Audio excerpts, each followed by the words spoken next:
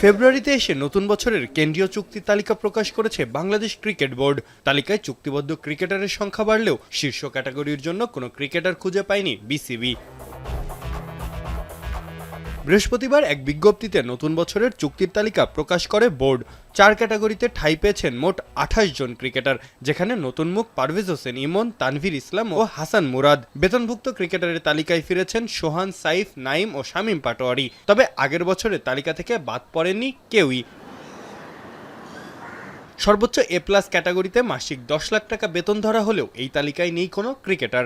গেল বছর এই গ্রেডে পেসার তাসকিন আহমেদ থাকলেও এবার তার অবনমন হয়েছে।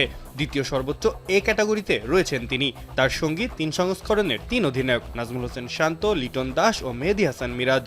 ম্যাচ ফি ও অন্যান্য ভাতা ছাড়াও মাসিক 8 লাখ করে বেতন পাবেন তারা।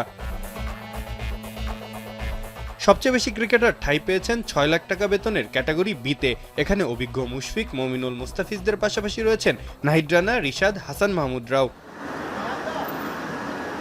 চমক দেখিয়ে বেতনভুক্ত ক্রিকেটারের তালিকায় জায়গা করে নিয়েছেন সৌম্য সরকারও। তিনি আছেন সি ক্যাটাগরিতে। এই গ্রেডে আছেন অফ ফর্মে থাকা জাকের আলীর পাশাপাশি নাসুম, শরীফুলরাও। তারা পাবেন মাসিক 4 লাখ টাকা করে বেতন।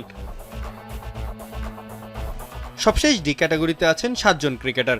দীর্ঘদিন পর কেন্দ্রীয় চুক্তিতে ফেরা নুরুল হাসান সোহান, সাইফ হোসেন, নাইম হাসানরা আছেন এই ক্যাটাগরিতে। প্রথমবার বিসিবির কেন্দ্রীয় চুক্তিতে জায়গা পাওয়া পারভেজ হোসেন ইমন, তানভীর ইসলাম, হাসান মুরাদদেরও ঠাঁই হয়েছে এই ক্যাটাগরিতেই। তারা পাবেন মাসিক 2 লাখ টাকা বেতন। মাহফুজ আহমেদ, এখন। শিয়া বাটার ও ভিটামিন ই সমৃদ্ধ লিলি বিউটি সোপ, তারুণ্যময় উজ্জ্বল ত্বকের জন্য।